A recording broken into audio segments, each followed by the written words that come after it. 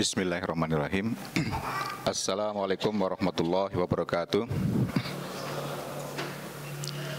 Alhamdulillahilladzi arsala rasulahu bil huda wa dinil haq liyudhhira dini kulli wa kafa billahi syahida. Asyhadu an la ilaha illallah wa asyhadu anna Muhammadan abduhu wa rasuluh. Jamaah salat Isya dan salat tarawih yang dirahmati oleh Allah, marilah kita senantiasa memanjatkan puja dan puji syukur kehadirat Allah Subhanahu wa taala yang telah banyak memberikan kenikmatan, terutama kenikmatan iman dan Islam, sehingga kita masih dalam jalan yang insya Allah jalan kebenaran. Salawat dan salam kita sampaikan kepada junjungan kita Nabi besar Muhammad sallallahu alaihi wasallam, yang semoga terlimpah kepada keluarga beliau, sahabat beliau dan pengikutnya yang setia hingga akhir zaman. Alhamdulillah kita masih bertemu ya di forum yang insya Allah dirahmati oleh Allah ya. Gimana Bapak Ibu, sehat semuanya? Alhamdulillah ya. Alhamdulillah kita masih bisa mengerjakan ibadah-ibadah di bulan Ramadan yang insya Allah penuh berkah, penuh rahmat dan pahalanya berlipat gitu ya. Kemarin saya diskusi dengan imam di sini, beberapa ustadz sudah pulang kampung gitu ya, sehingga kosong hari ini, kemudian saya diminta untuk mengisi gitu ya. Insya Allah nanti kita sharing saja gitu, jadi bukan menggurui tapi sharing, karena sama-sama belajar dan mungkin juga pengingatan buat saya gitu. Saya berpikir apa ya tema yang ingin kita sampaikan gitu ya. Terus tadi pagi saya ketika sholat gitu ya, sholat subuh gitu kan, kalau Bapak Ibu tadi yang sholat subuh di sini mungkin mendengar gitu ya bunyi handphone gitu ya. Kalau yang tadi subuh ada di sini mendengar bunyi handphone. Banyak di antara kita yang bingung nih kalau handphonenya berbunyi harus ngapain gitu. Itu banyak yang belum tahu gitu. Sehingga mungkin pada malam hari ini saya mencoba membawakan beberapa fatwa-fatwa ulama tentang jenis gerakan tubuh yang bisa membatalkan sholat gitu. Saya yakin orang yang HP-nya berbunyi itu tidak sengaja gitu ya, tidak sengaja menyalakan HP. Apalagi selalu diingatkan pada saat pembawa informasi menyampaikan istilahnya informasi dan mengingatkan untuk men-silent atau matikan HP. Tetapi mungkin bingung gimana caranya, takutnya kalau mematikan HP batal dan sebagainya. Jadi itu yang sering mungkin terjadi. Tapi justru malah ketika HP-nya berdering jadi mengganggu gitu ya. Ya kalau lagunya biasa gitu, tapi kalau lagunya dangdut kan mungkin jadi pada joget gitu ya. Nah itu yang dikhawatirkan gitu ya. Kalau lagunya masih sopi gitu, itu nggak apa-apa sekali-sekali. Tapi kalau udah dangdut atau rock and roll gitu ya, itu bisa mengganggu. Sehingga bingung nih antara orang yang punya HP dengan jamaah yang lain. Sholat ini memang ibadah yang utama gitu ya. Sehingga kalau kita dengar banyak ulama mengatakan amal yang akan dinilai pertama kali adalah sholat. Baiknya sholat maka baik amal yang lain, buruknya sholat maka yang lain juga akan buruk gitu. Sehingga kita harus sangat memperhatikan sholat gitu. Ada pernah mungkin kita dengar gitu ya, Abdurrahman As-Sudais gitu ya, Imam Masjidil Haram itu pernah menangis gitu ya. Ketika dia mengimami sholat, dia mendengar bunyi HP berdering dan lagu gitu, musik gitu. Terus dia berkomentar, di rumah saya aja saya nggak mau dengar HP gitu, mendengar musik gitu. Tapi ternyata di rumah Allah ini musik itu berbunyi. Itu yang juga jadi perhatian kita. Nanti pada akhir mungkin sharing kita hari ini kita akan sampaikan bagaimana cara mengatasi hal itu. Sholat itu sendiri diamanahkan atau diperintahkan pada Quran surat Al-Baqarah ayat 43. Wa aqimis sholah wa atuz zakah warka'u marokin. Yang artinya dan jalankan sholat, baik tunaikanlah zakat dan rukuklah bersama orang-orang yang rukuk. Rasulullah juga menyampaikan sholat harus mengikuti apa yang diajarkan oleh Rasulullah. Jadi Rasulullah mengatakan solu kama ru'aitimu usolli. Sholatlah kamu seperti kalian melihat saya sholat.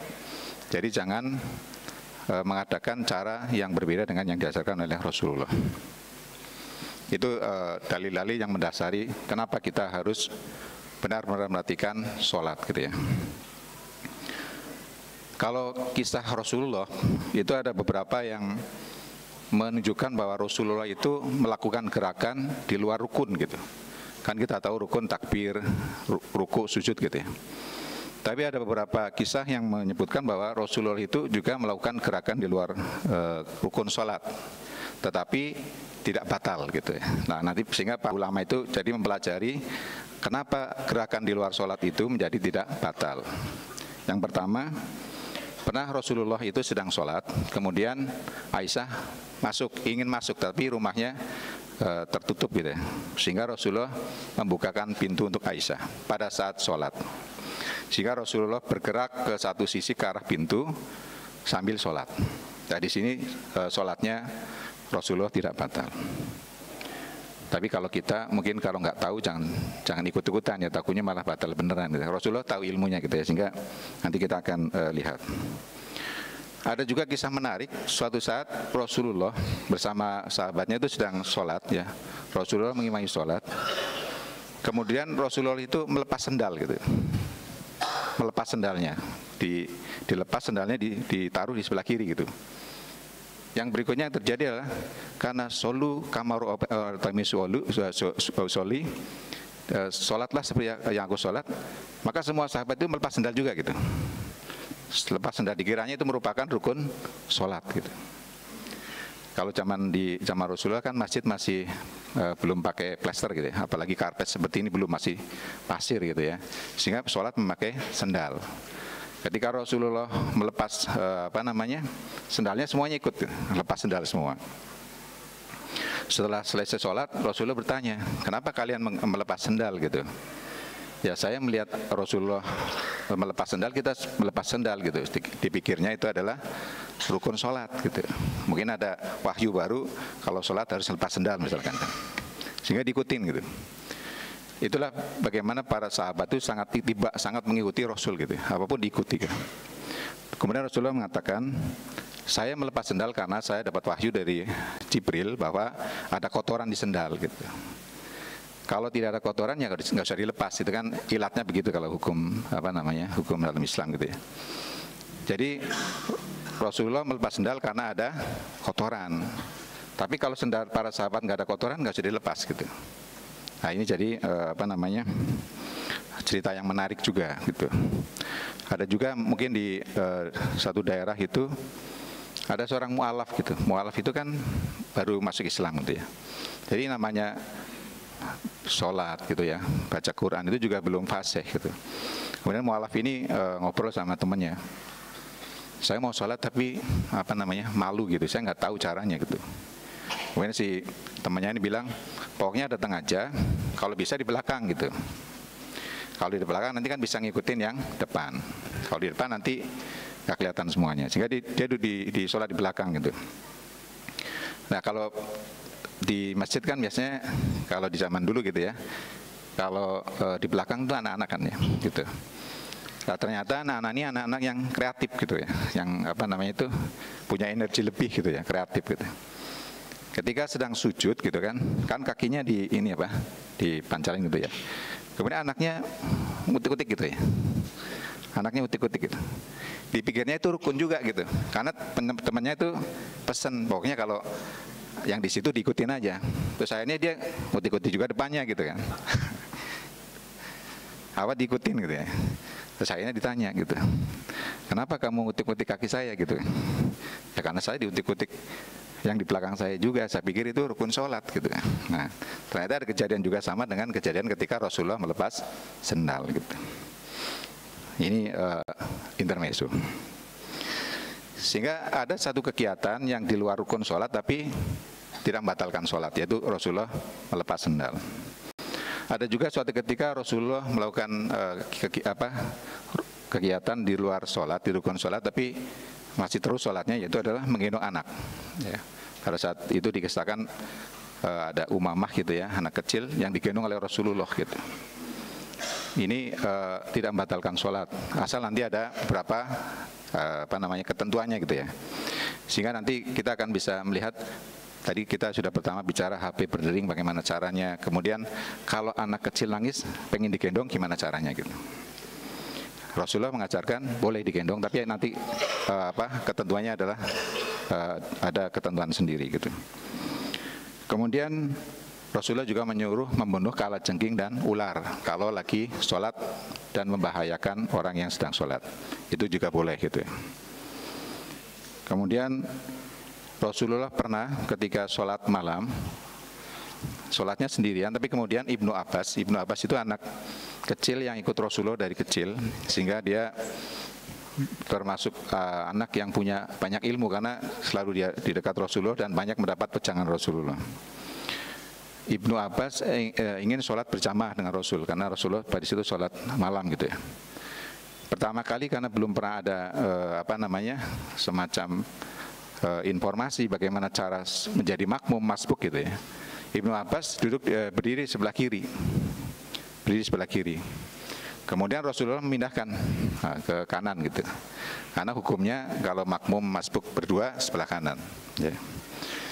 Jadi itu juga dilakukan oleh Rasulullah pada saat sholat dan tidak membatalkan sholat.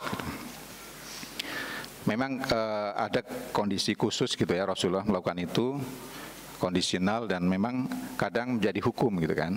Menjadi hukum, salah satunya terakhir ketika Ibnu Abbas dipindah ke kanan, maksudnya kan memberitahukan bahwa hukum kalau orang makmum itu sebelah kanan kalau berdua gitu, sehingga terjadi hukum. Bisa memang suatu situasi itu dikondisikan supaya ada terjadi hukum gitu.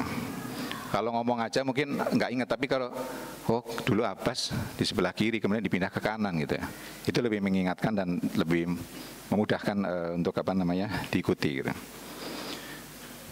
Kalau kita bicara mazhab, ada perbedaan 4 mazhab yang kita kenal gitu ya. Kalau di mazhab Hanafi itu gerakan yang membatalkan sholat itu kalau gerakannya berkali-kali tanpa jeda gitu. Kemudian karena gerakannya banyak sehingga kalau kita lihat orangnya seperti tidak sholat gitu, karena banyak gerakan yang di luar rukun sholat. Jadi ini orang lagi sholat apa enggak, itu kalau seperti itu berarti batal sholatnya. Tapi kalau gerakannya banyak tapi itu masih sholat gitu ya, orang lihat masih sholat, itu tidak batal. Ini mazhab Hanafi.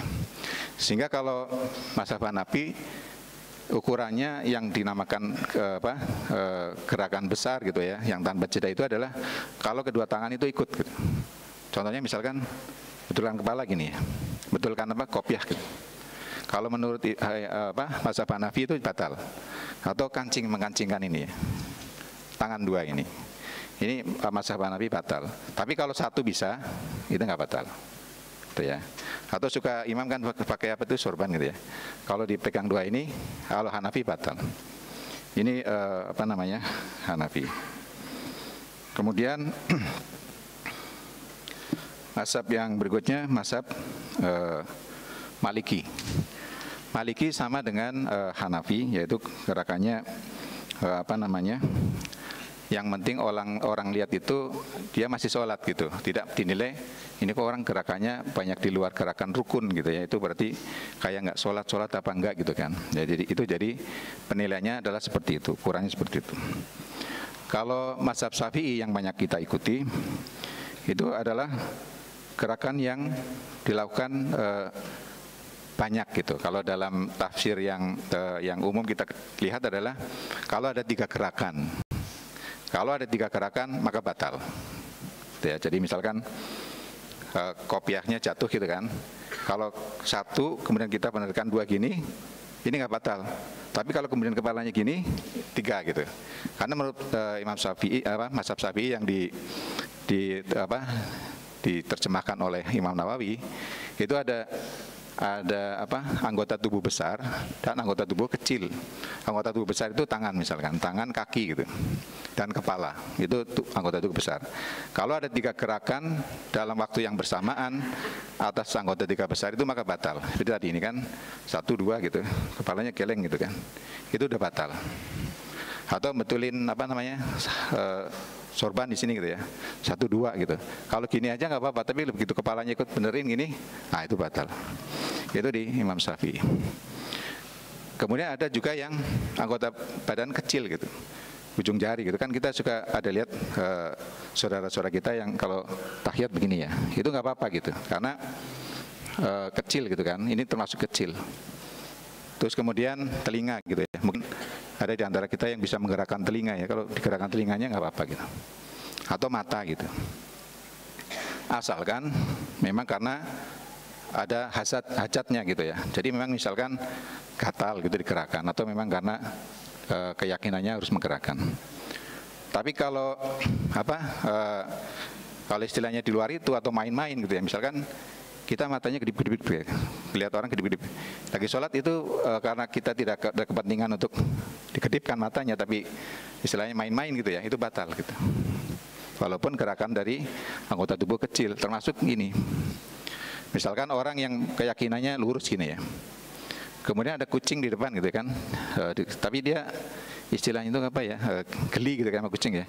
Nah gini ini kucingnya gini, nah ini batal nih.